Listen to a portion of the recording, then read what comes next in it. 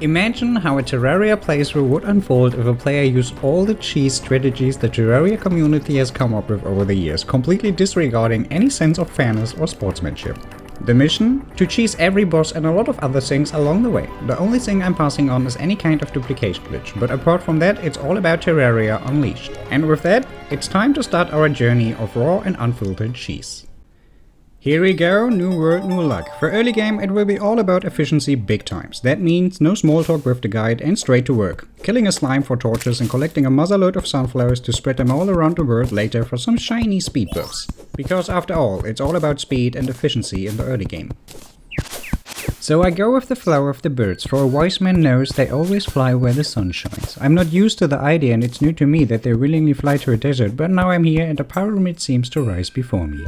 The housing helper gives us assistance to seek for empty space underground to get a vague idea where to dig down to snag all the shiny loot, and truly is shiny because we got our grubby hands on the sand in a bottle and couldn't be more pleased after just 3 minutes in. Back to the sunlight, I grabbed some cactus on the road and crafted a spiky, comfortable armor to not feel naked. Shortly after, a living tree showed up in front of me where I got 4 useless chests, but at least some potions, throwing weapons and a spear to continue my journey to the jungle. Because the jungle is where the money is. Making my way to the heart of the jungle, I found my very first trap. They will be handy much later for some delicious cheese in one way or another. However, I got a bit too excited here and didn't notice I should have healed myself. That's the very first death on record, but considering the full inventory, it's not too bad being back at our bro the guy to develop some NPC space, mainly for the demolitionists to move in. Look, I'm not saying this is an outstandingly creative approach to NPC space, but we go with the flow and that's what we have.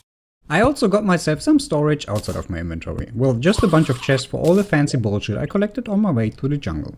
I will get things organized and upgrade the base eventually at a later point. Can't live like a hobo forever, right? But for now, it's time to head back to the jungle and fix my first mistake, to loot the hell out of it, with the priority being boots.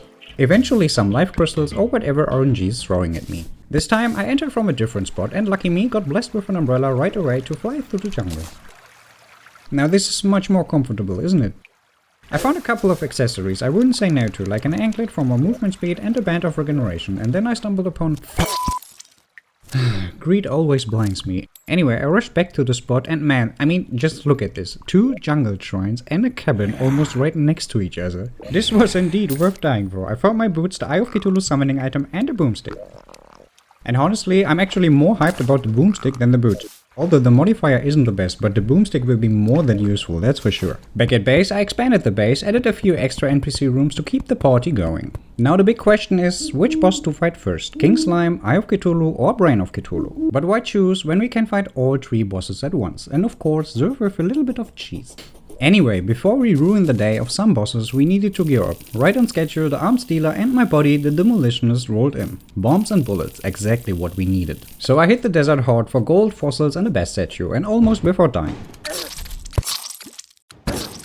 Almost.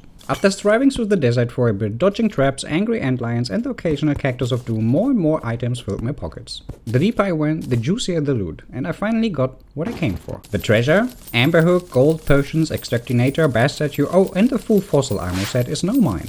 Loaded with a mountain of dynamite, covered in a very edgy armor, stacked with potions and blessed by the bass statue, it's time to crash the party.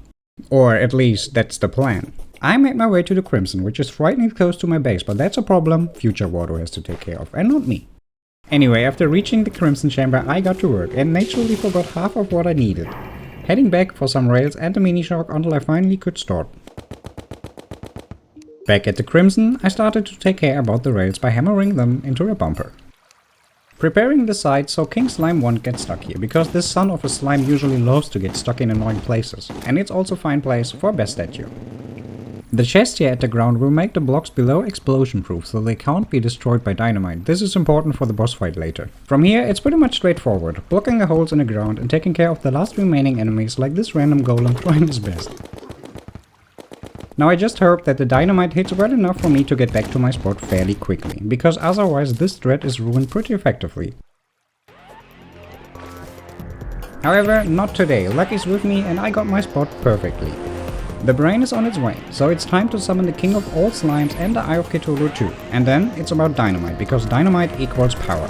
From here it will be fairly simple. The minecart deals a ton of impact damage every time it is hitting something. And the little spawns from the brain and the eye of Cthulhu eventually drop HP every time they die. Basically, we abuse this together so we simply don't die. Although it's getting a bit close here. Throwing dynamite deals another metric ton of damage, and I do this until everything is dead except the brain itself. This, ladies and gentlemen, is Terraria at peak right there. Now we completely demolish the brain with the mini shark until it's spilling guts, or you know, brain mass.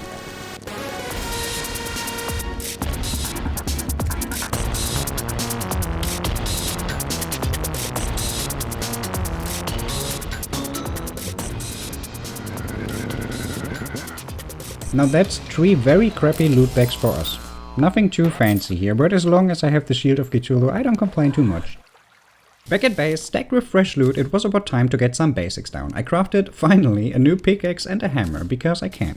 Now I could tackle either the Deerclops, Queen Bee, Skeleton or Dungeon Guardian, but considering I already have my Deathbringer pickaxe, I went for Hell first, to farm some Hellstone and Obsidian. With a crapload of new explosives, I bombed my way down and collected valuables on the way. All of it almost flawlessly.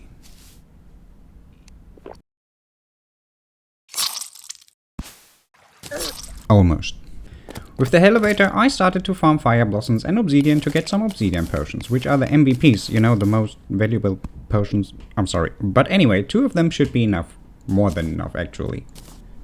But getting more loot also means more stuff taking up my space in my storage, so it's time to get things sorted and organized. I'm kind of thinking about upgrading this piece of, this very noble castle, which I call home, and add some decorations. But before that, I at least want to get the mechanic and some furniture from the underworld, so we can build what we really deserve. So it's time to get my lazy ass into hell and also testing the elevator, which is, let's say, it has some edges and corners here and there, but overall, with a bit of paying attention, it just works.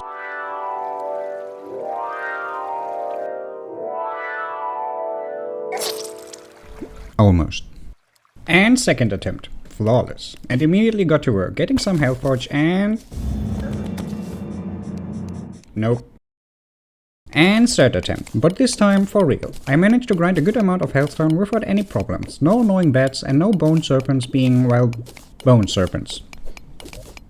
I farmed enough to head back and started crafting. Just the armor for now, with everything else on hold until my base becomes something that actually deserves to be called a base. It was time to farm some building materials to finally leave the hobo life behind and move on to something a bit more civilized. I'm still not sure what exactly I want to build, maybe a castle, a cozy home or a cheesy min-max base with everything it needs to truly earn the name it has. And I'm also not quite sure which boss I will take on next, but if there's one thing I do know, it's that every boss is on the menu and none will be spared.